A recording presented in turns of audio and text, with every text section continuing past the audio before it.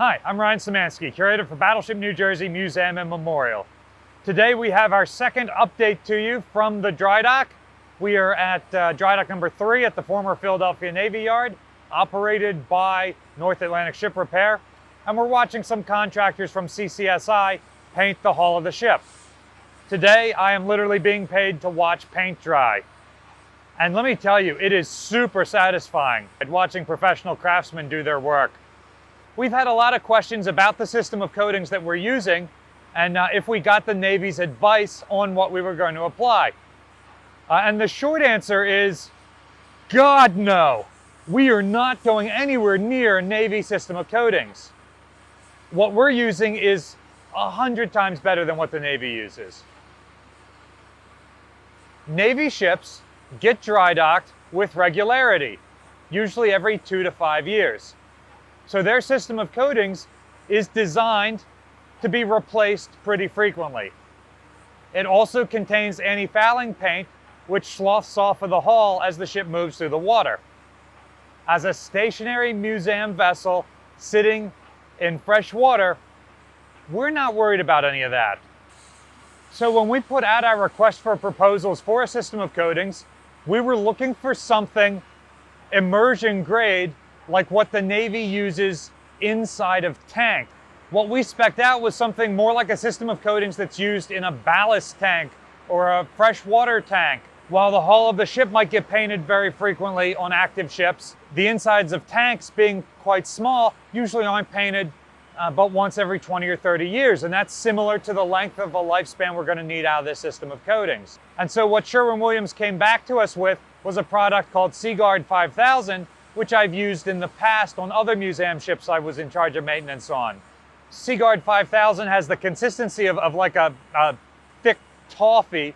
It's a 2-part epoxy that you mix together, and then it will set within, I don't know, something like 12 hours. I can't remember the exact spec sheet. And we're applying 3 separate coatings of it.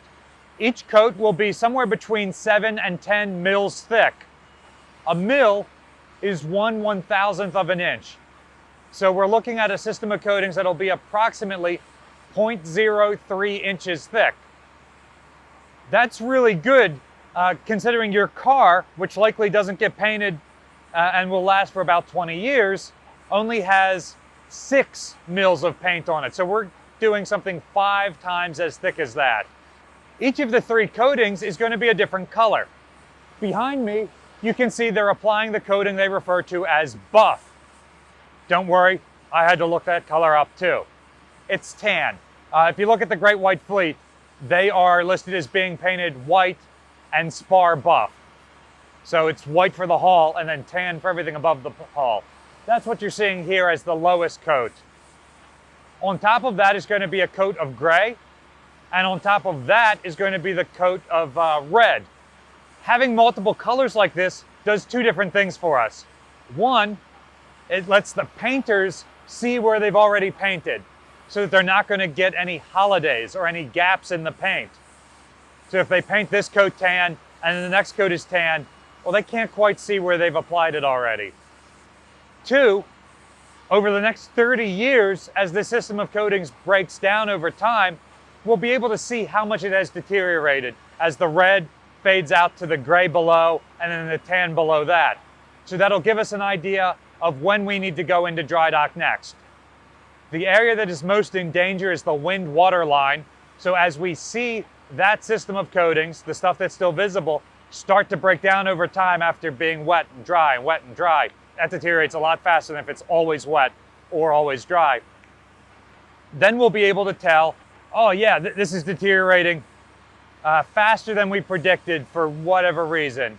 Or, no, this isn't deteriorating that quickly. It's going to allow us to prepare for our next dry docking for future conservation of the hull.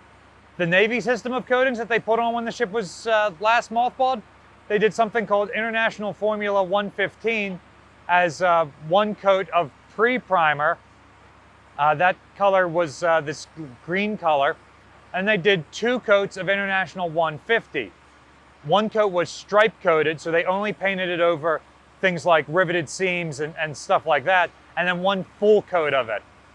So it's a significantly thinner coat than what we have now. The top coat of that was black. So there was also less ability to see this stuff erode over time. So our system of coatings is not only better than what the Navy uses on active ships, it's far more robust than what the Navy was using on mothballed ships in the 90s.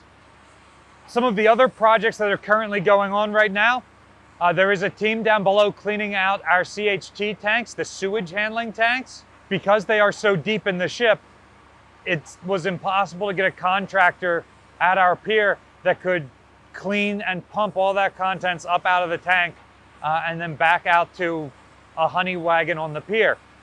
But here in the shipyard with the cranes and the other facilities, we've been able to do that work. Our deck force has also continued to work on laying the teak deck, and they may well finish the main deck before we leave dry dock. They're doing the last section now, which is the section by the forward quarterdeck where all of our guests come on board the vessel. We can't normally do that when the ship is open to the public because you guys walk over that area. So having the ship closed for 2 months gives us the time we need to lay the teak in that area. All of the anodes have been removed from the ship and the studs for the new anodes have been attached. They've also been taped over, so as we paint, we're not going to paint over those. Once the painting is done, then we will reattach the 600 aluminum anodes that we're adding back onto the ship's hull. What's some work you'd like to see highlighted by next Wednesday's update on the dry dock? Let us know in the comments section down below. Battleship New Jersey receives operating support from the New Jersey Department of State, also from a number of other businesses and private individuals like yourselves. We really appreciate your support. There's a link in the description below if you'd like to donate to support the museum and our channel. There's a link in the description below if you'd like to donate to support the museum and our ongoing restoration work. You can also support us by liking, sharing, and subscribing so more people find about us and the channel. Thanks for watching.